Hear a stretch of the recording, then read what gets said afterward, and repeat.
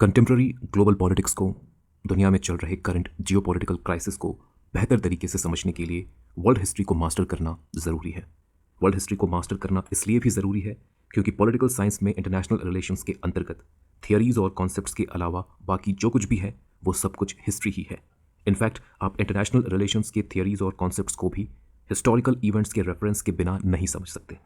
तो एक नीड है, एक बहुत ही इंपॉर्टेंट और क्रिटिकल नीड है, need to understand and master world history with respect to the requirements of the syllabus of political science and international relations.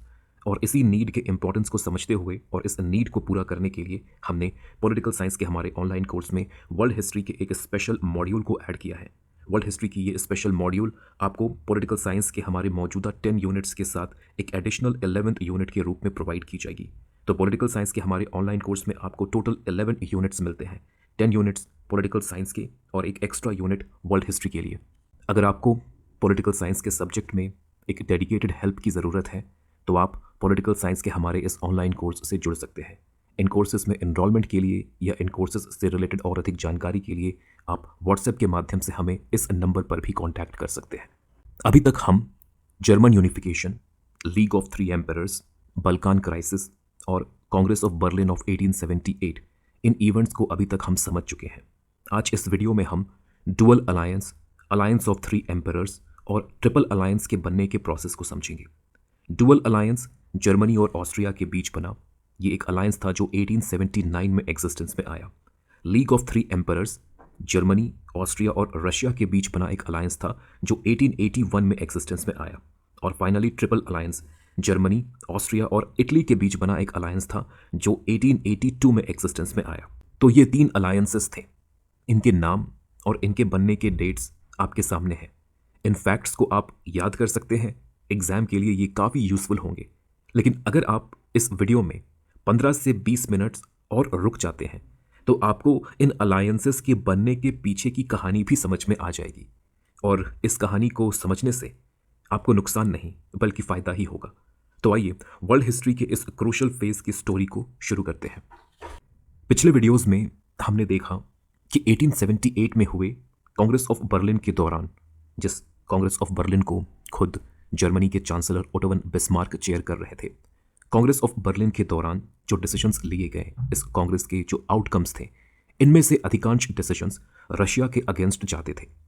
तो ये बहुत ही ऑब्वियस था कि कांग्रेस ऑफ बर्लिन के बाद रशिया के भीतर नाराज़गी डेवलप होगी और रशिया की ये नाराज़गी मेनली जर्मनी से थी। तो कांग्रेस ऑफ बर्लिन के बाद हम एक डिटोरिएशन, एक डिक्लाइन देखते हैं। रशिया और जर्मनी के रिलेशंस में एक डिटोरिएशन, एक डिक्लाइन देखते हैं। जर्मनी के द्वारा इस बार रशिया के साथ डिटोरिएट होते इस रिलेशन को ठीक करने की कोई खास कोशिश नहीं की गई। इनफैक्ट इस पॉइंट पर जर्मनी ने रशिया के अगेंस्ट एक और मेजर डिसीजन लिया, जिस डिसीजन ने रशिया को जर्मनी के अगेंस्ट और ज़्यादा एंटेगनाइज्ड बना दिया और ज़्यादा हॉस्टाइल बना दिया। ये डिसीजन क्या था? ये एक इकोनॉमिक डिसीजन था। जर्मनी ने रशिया के फूड ग्रेन्स के एक्सपोर्ट्स के ऊपर टैरिफ को, रशिया के फूड ग्रेन्स के एक्सपोर्ट्स के ऊपर लगे टैरिफ को जर्मनी ने इंक्रीज कर दिया। उस वक्त रशिया की इकोनॉमी मेनली एग्रीकल्चर पर बेस्ड थी और फूड ग्रेन्स का एक्सपोर्ट रशिया के टोटल एक्सपोर्ट्स का 75% था और इन फूड ग्रेन्स एक्सपोर्ट्स का मेजर पोर्शन जर्मनी को ही जाता था। लेकिन जर्मनी ने अपने डोमेस्टिक फार्मर्स को प्रोटेक्ट करने के लिए रशियन ग्रेन्स के ऊपर लगे टैरिफ्स को, इम्पोज्ड टैरिफ्स को बढ़ा दिया, जिसके कारण जर्मनी में रशियन ग्रेन की डिमांड कम हो गई और कॉन्सिक्वेंस के रूप में रशिया को ह्यूज इकोनॉमिक लॉस फेस करना पड़ा। तो जर्मनी और रशिया के रिलेशंस जो ऑलरेडी डिटोरिएट कर रहे थे, इस टैरिफ के बढ़ने के बाद ये रिलेशंस और ज़्यादा खराब होने लगते हैं। बिस्मार्क को यहाँ समझ में आ गया कि 1873 में बना जो लीग ऑफ थ्री एम्परर्स है, जिस लीग ऑफ थ्री एम्परर्स में रशिया, जर्मनी और ऑस्ट्रिया तीनों ही एक साथ थे, तीनों ही पावर्स एक साथ थे। रशिया के साथ बिगड़ते रिलेशंस की वजह से इस लीग ऑफ थ्री एम्परर्स को दोबारा रिन्यू करना ये पॉसिबल नहीं होगा। तो 1873 में बना जो लीग ऑफ थ्री एम्परर्स है उसे दोबारा रिन्यू नहीं किया जाता। बिस्मार्क ने इस लीग ऑफ थ्री एम्परर्स को एक तरह से अबैंडन कर दिया और बिस्मार्क ने अपना पूरा फोकस रशिया से हटाकर ऑस्ट्रिया की तरफ शिफ्ट कर दिया। यहाँ बिस्मार्क ने कहा कि जर्मनी के लिए वर्स्ट केस सिनेरियो वो होगा जहाँ एक वीक ऑस्ट्रिया, मतलब एक ऐसा ऑस्ट्रिया जिस पर रशिया अटैक करके उसे हरा सकता हो, रशिया के हाथों हार चुका ऑस्ट्रिया रशिया के हाथों डिफीट हो चुका ऑस्ट्रिया, ये जर्मनी के लिए एक वर्स्ट केस सिनेरियो होगा, जर्मनी के लिए एक नाइटमेयर हो सकता है। इसलिए जर्मनी के लिए ये ज़रूरी है कि ऑस्ट्रिया को मजबूत बनाया जाए। ऑस्ट्रिया को मजबूत बनाया जाए, इतना मजबूत बनाया जाए कि भविष्य में किसी भी सिचुएशन में अगर रशिया और ऑस्ट्रिया के बीच कोई युद्ध होता है तो इस युद्ध में ऑस्ट्रिया की हार ना हो। क्योंकि अगर ऑस्ट्रिया की हार होती है और ऑस्ट्रिया रशिया के कंट्रोल में चला जाता है तो ये जर्मनी के इंटरेस्ट के लिए सही नहीं होगा। तो ऑस्ट्रिया को मजबूत बनाना, ऑस्ट्रिया को स्ट्रेंथन करना, इतना मजबूत बनाना कि भविष्य में अगर कभी भी ऑस्ट्रिया को रशिया के साथ फाइट करना पड़े तो उस युद्ध में ऑस्ट्रिया की हार ना हो, ये जर्मनी की एक फॉरेन पॉलिसी गोल बन जाती है। और इसी गोल को अचीव करने के लिए जर्मनी ने 1879 में ऑस्ट्रिया के साथ मिलकर डुअल अलायंस को बनाया। डुअल अलायंस को बनाने के पीछे ऑब्जेक्टिव यही था, ऑस्ट्रिया को स्ट्रेंथन करना, ऑस्ट्रिया को मजबूत बनाना। ये डुअल अलायंस एक सीक्रेट अग्रीमेंट थी, ये आपको याद रखना है। डुअल अलायंस ये एक सीक्रेट अग्रीमेंट थी। इस अलायंस के बनने के न्यूज़ को पब्लिकली डिस्क्लोज तो कर दिया गया, लेकिन इस अलायंस के जो डिटेल्स थे, जो टर्म्स थे, उन्हें सीक्रेट रखा गया, उन्हें जानबूझकर सीक्रेट रखा गया। सभी को ये पता था, इंक्लूडिंग रशिया, सभी को ये पता था कि डुअल अलायंस बन चुका है, ऑस्ट्रिया और जर्मनी के बीच एक डुअल अलायंस बन चुका है। लेकिन इस अलायंस, इस ट्रीटी की डिटेल्स क्या है, टर्म्स क्या है, ये किसी को नहीं पता था। यहां आपको समझना है कि बिस्मार्क ने इंटेंशनली इस डुअल अलायंस के डिटेल्स को सीक्रेट रखा ताकि ये डुअल अलायंस रशिया के भीतर डिस्कम्फर्ट को पैदा कर सके।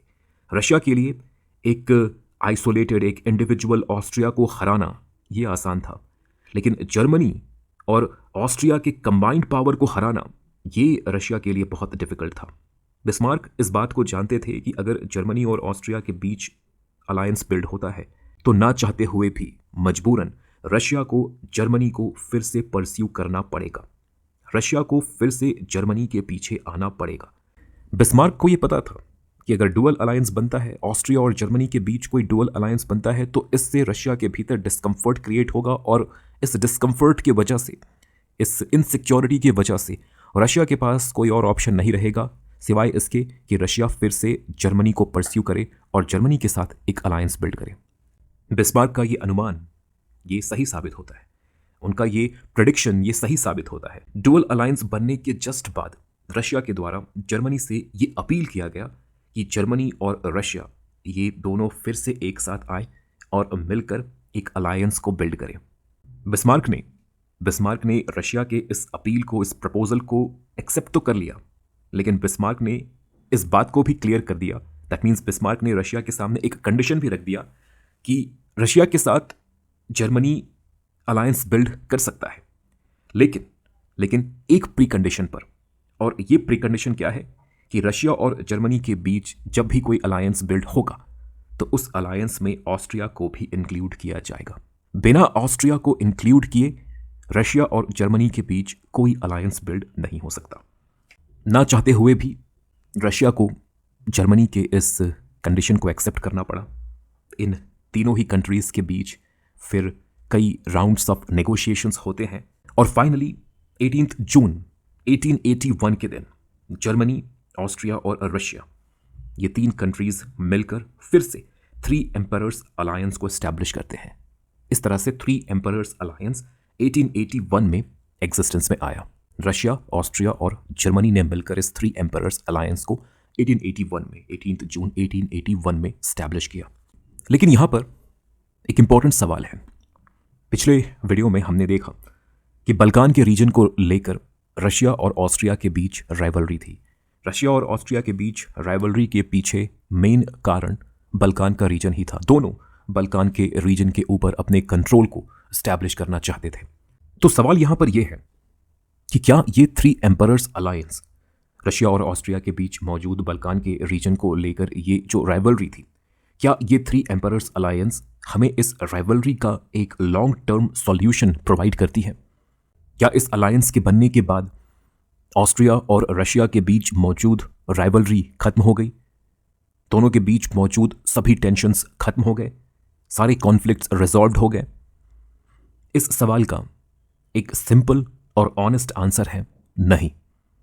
कुछ समय के लिए यूरोप में पीस और स्टेबिलिटी थी, लेकिन ये three emperors alliance permanent peace, permanent stability, permanent conflict resolution का रास्ता नहीं थी।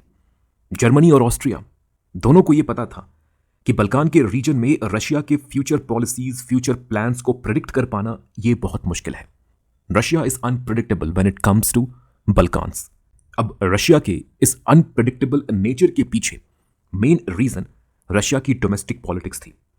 रशिया के पॉलिटिक्स में कई ऐसे एलिमेंट्स मौजूद थे जो रशिया के supreme leader, that means the tsar of Russia, Russia के जार को इन्फ्लुएंस करने की कोशिश करते रहते थे कि रशिया जर्मनी और ऑस्ट्रिया के साथ इस्टेब्लिश किए गए अपने सभी अलायंसेस को ब्रेक करके बल्कान के ऊपर फुल फ्लेजेड तरीके से इन्वेजन करे और बल्कान को रशियन एम्पायर के साथ जोड़ ले।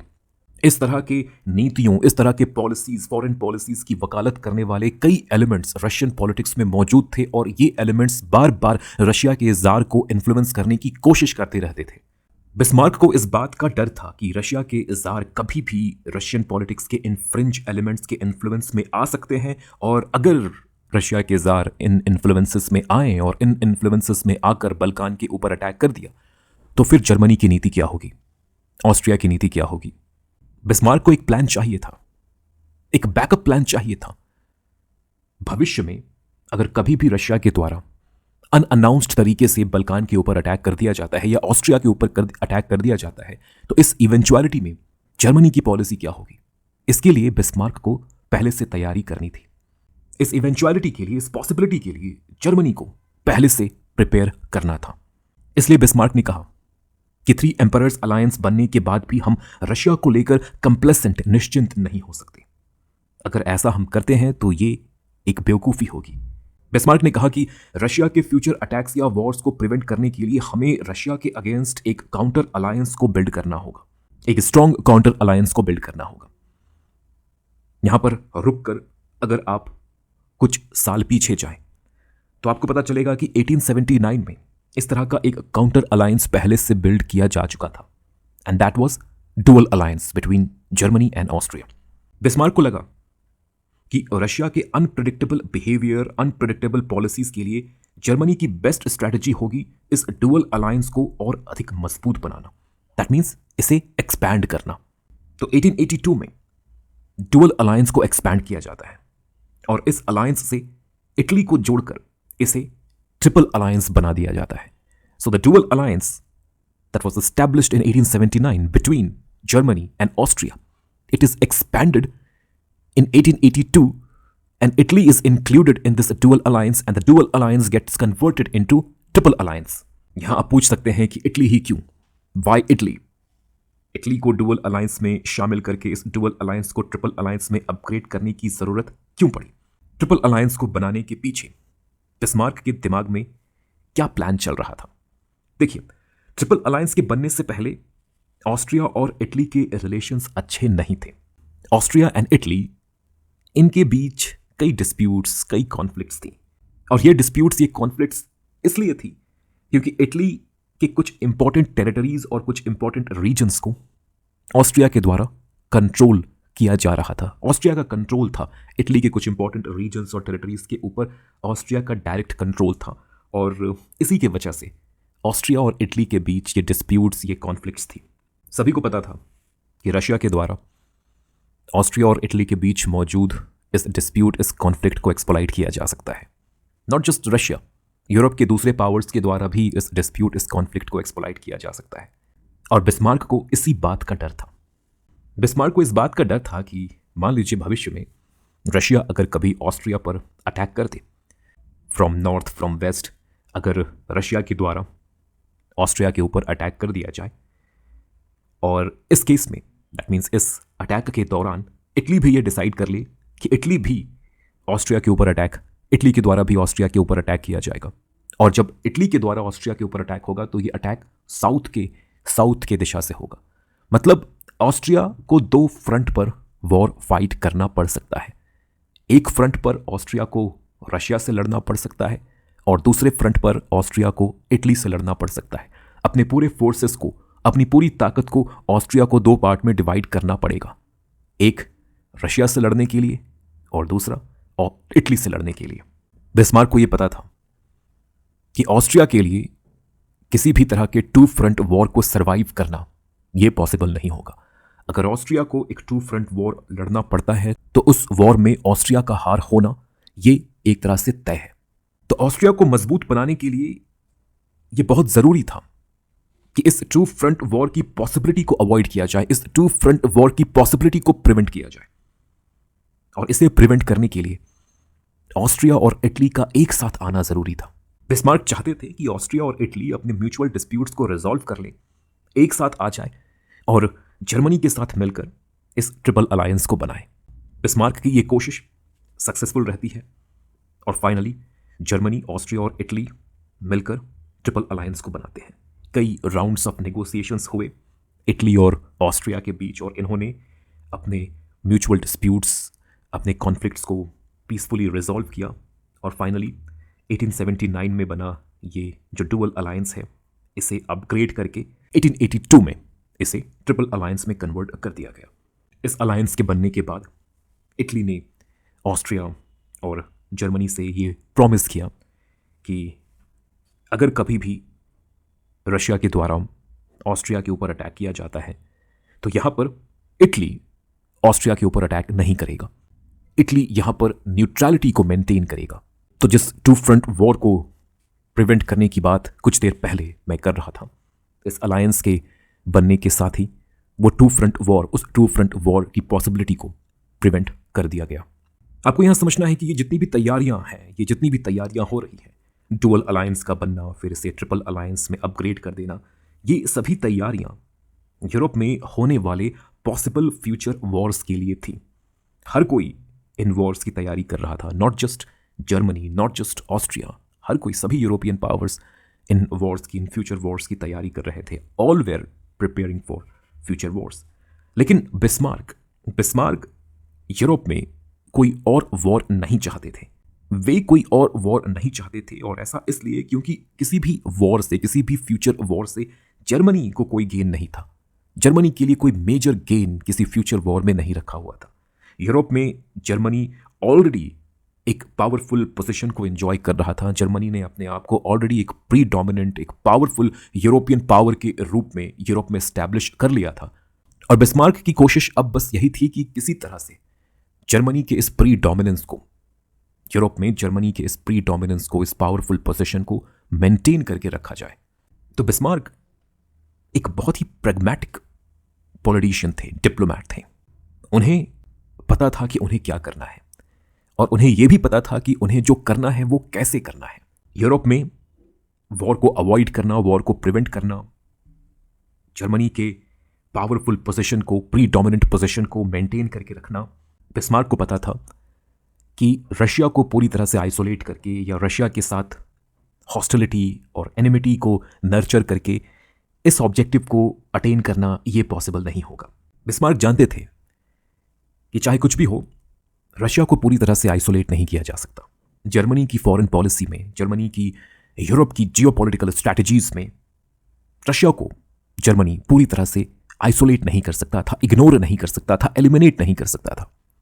आपको पता है कि 1881 में रशिया, जर्मनी और ऑस्ट्रिया के बीच एक अलायंस बनी थी, थ्री एम्परर्स अलायंस। इस अलायंस को 3 सालों के लिए बनाया गया था। मतलब जब ये अलायंस बन रही थी उस वक्त ये कहा गया कि ये जो अलायंस है, थ्री एम्परर्स अलायंस, ये 3 साल के लिए होगी। 3 साल के बाद इस अलायंस को दोबारा रिन्यू किया जा सकता है। फर्दर 3 सालों के लिए इसे फिर से रिन्यू किया जा सकता है, लेकिन इनिशियली ये alliance, the three emperors alliance, ये 3 साल के लिए होगी।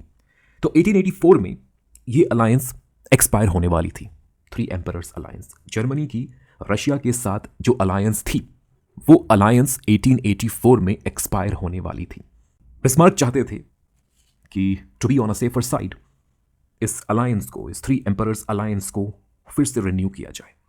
बिस्मार्क नहीं चाहते थे कि ये अलायंस डिसॉल्व हो जाए और रशिया के साथ जो एकमात्र कनेक्शन है जर्मनी का, वो कनेक्शन भी टूट जाए, ये बिस्मार्क नहीं चाहते थे। लेकिन इस थ्री एम्परर्स अलायंस को रिन्यू करने के लिए जर्मनी को रशिया के साथ अपने रिलेशंस को सुधारना होगा, रशिया के ज़ार को खुश करना होगा, तभी रशिया के ज़ार अग्री करेंगे इस अलायंस को रिन्यू करने के लिए। तो बिस्मार्क के लिए ये ज़रूरी था कि सबसे पहले बिस्मार्क रशिया और जर्मनी के बीच मौजूद जो हॉस्टिलिटीज़ हैं, जो एनिमिटी की फीलिंग्स हैं, उन हॉस्टिलिटीज़ को रिड्यूस करें। तो बिस्मार्क ने धीरे धीरे रशिया के प्रति जर्मनी के पॉलिसी, जर्मनी के स्टैंड्स को सॉफ्टन करना शुरू किया। बिस्मार्क ने कहा कि जर्मनी के द्वारा रशिया के ऊपर अब किसी भी तरह के किसी नए टैरिफ को, नए टैक्स को इम्पोज नहीं किया जाएगा, और जो ऑलरेडी एग्जिस्टिंग टैरिफ्स हैं, टैक्सेस हैं, उन्हें भी जर्मनी के द्वारा इंक्रीज नहीं किया जाएगा। इसके अलावा जर्मनी के बैंक्स को ये परमिशन दे दी गई कि जर्मनी के बैंक्स अब रशिया को लोन्स प्रोवाइड कर सकते थे, फाइनेंशियल हेल्प प्रोवाइड कर सकते थे। इन सभी डिसीजंस की वजह से रशिया के ज़ार खुश हो गए। जर्मनी और रशिया के बीच जो हॉस्टिलिटीज़ थी वो हॉस्टिलिटीज़ कम हो गई, और खुश होने के बाद रशिया के ज़ार ने कहा कि ठीक है, अब ये जो 3 एम्परर्स अलायंस हैं जो 1884 में एक्सपायर होने वाला है, इस 3 एम्परर्स अलायंस को हम फिर से रिन्यू करेंगे। तो 1884 में 3 एम्परर्स अलायंस को दोबारा रिन्यू किया गया, अगेन 3 सालों के लिए, दैट मीन्स 1887 तक ये अलायंस बनी रहेगी। इस अलायंस को रिन्यू कर दिया गया। तो इस तरह से अपने फोरसाइटेडनेस के मदद से, अपनी दूरदर्शिता के मदद से, अपने डिप्लोमेटिक स्किल्स से बिस्मार्क ने यूरोप में एक बहुत ही डेलिकेट अलायंस सिस्टम को बिल्ड किया, वेब ऑफ अलायंस जिसे कहते हैं, एक वेब ऑफ अलायंस को बिल्ड किया।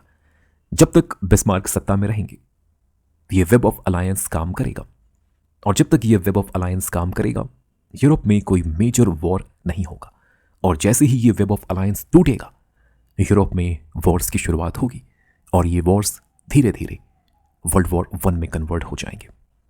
इस वीडियो में बस इतना ही। नेक्स्ट वीडियो में हम इस कहानी को कंटिन्यू रखेंगे और आगे के जो भी इवेंट्स हैं, सीक्वेंस ऑफ इवेंट्स हैं, उन्हें समझने की कोशिश करेंगे। आई होप कि यहाँ तक आपको एक क्लैरिटी मिली हो। वर्ल्ड हिस्ट्री से रिलेटेड हमारे जो लेक्चर्स हो रहे हैं, उन लेक्चर्स के थ्रू मैं आपको एक क्लैरिटी प्रोवाइड करने की कोशिश कर रहा हूँ।